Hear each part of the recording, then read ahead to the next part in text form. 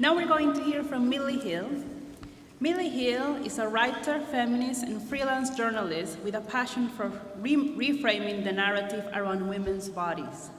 She is the author of the best-selling books Positive Birth Book, Give Birth Like a Feminist, and My Period for teenage preteen girls.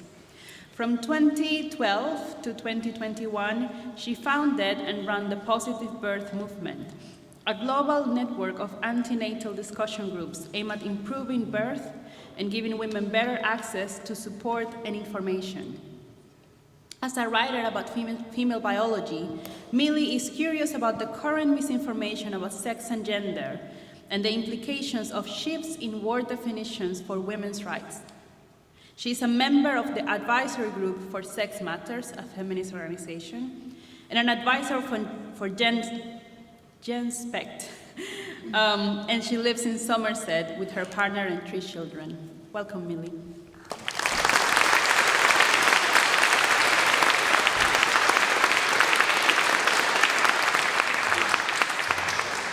Hello.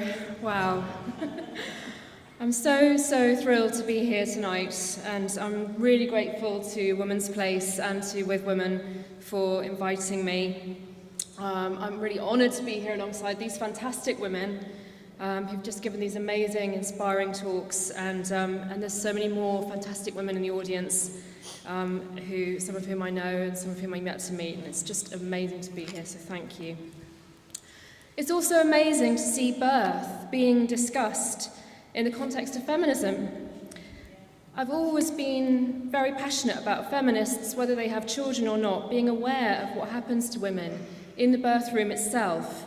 This is a place where women are being badly let down, disrespected, and even abused on a daily basis. All of it excused with the narrative that their bodies don't work very well. What could be more of a feminist issue than that? Tonight, I'm going to talk a little bit about sex-based language, about the attempts to make language gender-neutral or sex-neutral in regards to women's bodies and female biology, and share a few thoughts about why I think this is happening. As some of you know, I'm a writer about birth, motherhood, women's bodies, periods, that kind of thing. I started out as a writer with a kind of a mummy blog about 12 years ago, which some people still remember, called The Mule. Does anyone remember The Mule? No, not tonight. That led me to do some freelance journalism, which led to me writing my first book, The Positive Birth Book, which came out in 2017. At that point, the idea of not using the word woman in a book about childbirth or using any kind of additive language was not really on mine or anyone else in the birth world's radar. However, between that book and my second book, Give Birth Like a Feminist, which came out in 2019, something had definitely changed. The phrase women and birthing people was everywhere, and I must admit I used it myself a few times just to try it out, but it didn't feel right. I had some questions about the 2 key phrases I was hearing more and more often: birthing people and assigned at birth. Firstly, birthing people.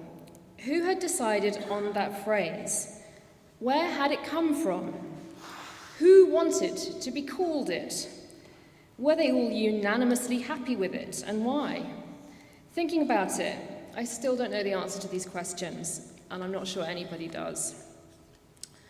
And assigned at birth. This phrase does not make sense if you know anything about pregnancy, or indeed if you know anything about biology.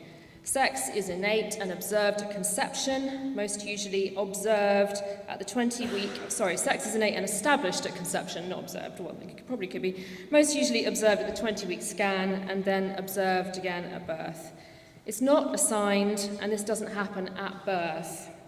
So why were so many people who did indeed know about pregnancy and biology, midwives, doulas, antenatal teachers, all using it? And of course I found out that there is a double whammy here. Not only does none of it make sense, but also you're not allowed to question it. The punishment for asking questions is at best being cast out of friendship groups, Facebook groups, organisations, and at worst, loss of livelihood and huge reputational damage. Both the former and the latter to a certain degree have happened to me because of my refusal to conform to this belief system and state that, to use the words of an Instagram post someone showed me this week, boys have babies too.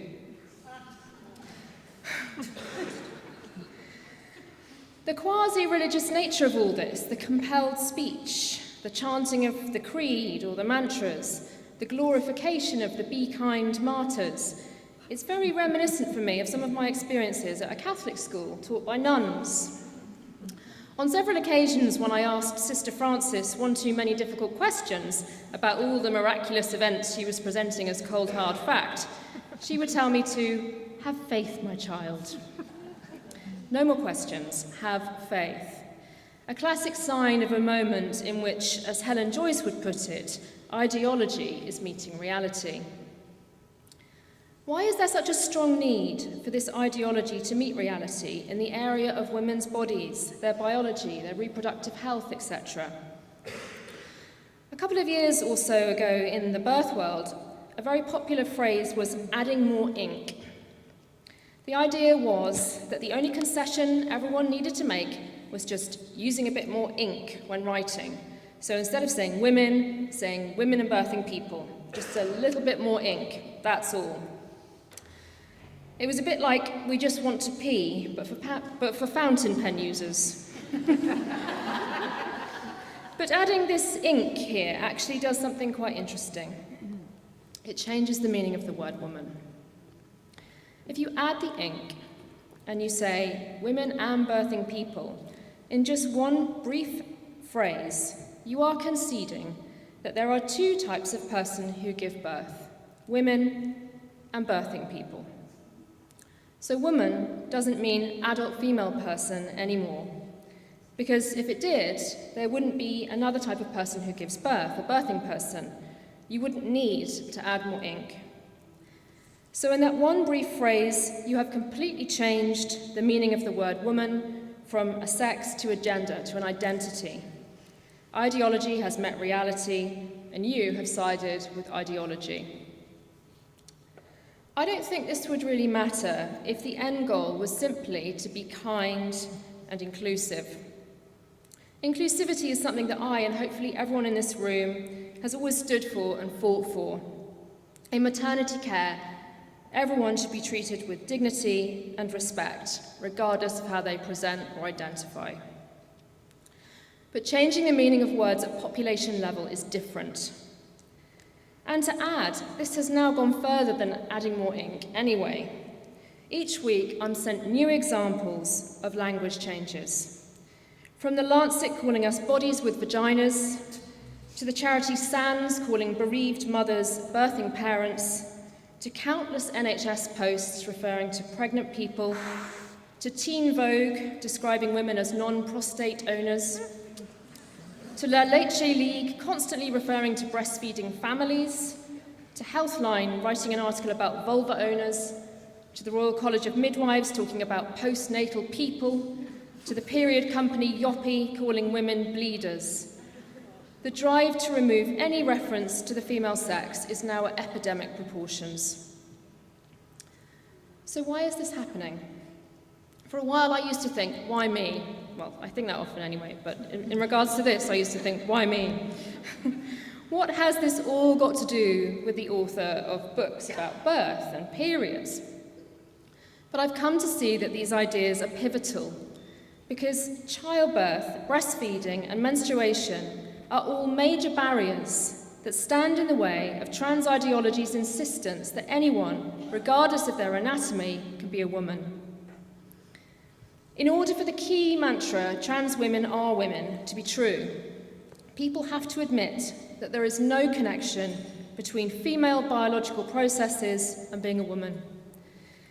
In fact, specific people need to admit this. People like me, birth writers, breastfeeding experts, antenatal organisations, midwifery colleges, if they can all be persuaded to say, it's not just women who have babies, then a citadel has truly fallen. So it's no longer enough for us to be kind or add more ink. We now also have to agree that there is absolutely no relationship between biology and whether a person is male or female. And the more connected our work is to women and their bodies, the more insistent people are that we vocally agree to this. If this was simply a case of being supportive and tolerant of other people's deeply held beliefs, even if we don't share them, that would be fine. But something different is happening. This ideology is having an impact in many areas far beyond the birth room. Because of these changes to the definition of woman, women are losing their own words, spaces, shortlists, and sports. Because of an ideology that says gender and how a person feels inside is more important than the material reality of their sex body, young people with gender dysphoria are being put on a lifetime medical pathway. It's always amazing to me that midwives and antenatal teachers, known for supporting natural birth and often being quite firmly against the medicalisation of childbirth, are at the same time so captured by an ideology that supports puberty blockers, cross-sex hormones, and even surgery to remove healthy body parts. Do they not know that they are supporting the sex reassignment surgery industry, projected to be worth $1.5 billion globally by 2026? And are they not concerned for the welfare of children, many of whom they presumably helped bring into the world, and who are now being told they have been born in the wrong body? Sajid Javid has called for an urgent inquiry into the long-term outcomes for children treated by NHS gender clinics, stating that he is particularly concerned by the finding of the Cass review that some staff at the Tavistock feel under pressure to adopt an unquestioning affirmative approach. But it is this unquestioning affirmative approach, this have faith my child mentality, it's not just at the Tavistock, it's everywhere. It's causing a lack of critical thinking, an environment in which people feel it's safer to simply affirm and repeat mindless mantras. All of this helps create a culture in which a presumably intelligent and rational midwifery lecturer can suddenly find themselves teaching students that a man with a penis can get pregnant and need their care. Everyone saw that news, I hope. People were incredulous that the student midwives of Napier were given a module teaching them how to catheterise a penis because, and I quote, they may be caring for a person who is transitioning from male to female. Think about it. But in an environment where everyone is falling over themselves to ensure they're not sacked, publicly shamed or excommunicated for misgendering or using the wrong pronouns, where they are being repeatedly told that boys have babies too, and where they are seeing news headlines about flashes and rapists containing the words her penis, etc., are we really all that surprised they have lost their grip on biological reality? If you think about it, there's no more obvious logical endpoint to the mantra trans women are women than a midwifery module on male childbirth. And added to this, we live in a world where there is already huge confusion over basic biology. Just ask David Lammy. Last October he said, it's not accurate to say that only women have a cervix. And he said, because a cervix is something you can have after various procedures, hormone treatment, all the rest of it. He didn't make that gesture, but he did inside. Or Keir Starmer, who said that saying only women have a cervix was something that shouldn't be said. In a recent survey, almost half of women didn't know where their cervix was. In another similar survey, only 9% of Britons could label all parts of the vulva. 37% mislabeled the clitoris, and less than half, 46%, knew that women have 3 holes. And there's a reason for this confusion. It's because of the taboos around women's bodies and around the words to name them and describe them. Taboos that have had and still do have a direct negative impact on women's health. In recent times, there's been a real pushback against this lack of knowledge and against these taboos, often via social media, with posts to reclaim our uniquely female experiences. But now such posts themselves have become problematic and have to be desexed. There are suddenly new taboos and a new censorship, and we have to watch our words again. If you haven't already, please seek out the recent academic paper. It's called Effective Communication about pregnancy, birth, lactation, breastfeeding, and newborn care, the importance of sexed language. I'll send anyone a link if they want it or if they can't find it. So the authors, a global team of women's health experts, warn that while desexing the language of female reproduction is done with the intent of being kind, they say this kindness has delivered unintended consequences that have serious implications for women and children. The paper has a supplementary file filled with dozens of examples of the removal of sex terms such as women and mothers from discussions about female reproduction. It's a very useful resource when someone tells you yet again that this is not happening. The paper is also useful because it unpicks and lays out clearly the consequences of these language changes. For example, the authors assert that women find these language changes dehumanizing. We instinctively don't want to be called birthing bodies or cervix havers or non-men. They also mention the long history of the medical profession sidelining and dismissing women's bodies as faulty and treating the male body as standard. This language, they say, threatens to unravel decades of work in improving the visibility of women in medicine.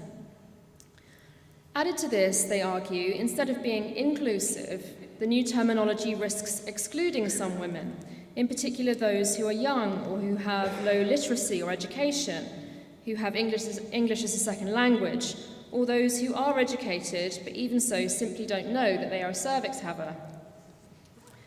Sex-based language, they add, matters when it comes to informing women of their rights too. It's not the same to talk about pregnant families giving informed consent in labour. This implies that people other than the woman are entitled to make choices about what happens to her body, when people like me have been striving for the opposite, clear autonomy for the woman in labour. And they also make the great point that inclusive language can risk obscuring data. If we state that 1 in 20 people are susceptible to a particular medical condition, this is a different statistic to suggesting that 1 in 20 women are susceptible. Which is it, and why would we think that leaving out the word woman is important enough to risk obscuring important health messages? And they also make a point which ties in with what Victoria was saying about the importance of mother. Mother, they say, holds meaning beyond that of female parent, containing connotations of nurturing, nourishing, love, responsibility, and child-rearing that support the importance of mothers to children. And they say that when undermining the mother-infant relationship is desired, mothers may be described differently already. So, for example, we see gestational carrier used regarding surrogacy. So this brings me to my final point, which is that it's often only when something is under threat that we are called to consider its value. Right now, we are being forced to ask, does the word woman mean something to us? Is it different to person? And if so, how? Likewise, is mother a word that we need when parent would do? Are they not the same thing? Sometimes these can be difficult questions that lie at the heart of feminism and some of the conflicts within feminism.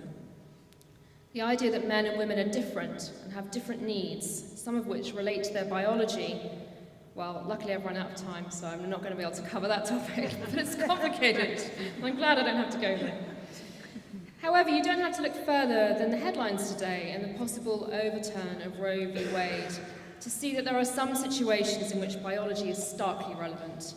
And you don't have to look further than the fact that the author of the leaked draft is male, and 3 out of the 4 justices who have voted to support the draft are male, to see that sex matters. And yet, at the same time, a female state representative of Wisconsin today tweeted, "Birthing bodies have the right to freedom," and she talked about the decision to become a parent in regard to Roe v. Wade.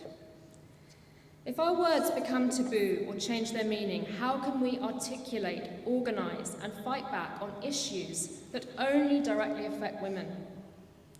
Words are not just marks on a page. They define who we are and they give form to our rights. I believe we need to hold boundaries around our words, just as we are around our spaces. And we should not have to always articulate the reasons for this. They are our words, women's words, and we don't have to apologise or justify why we wish to keep clarity around them. No is a complete sentence, and words are more, much more than just ink.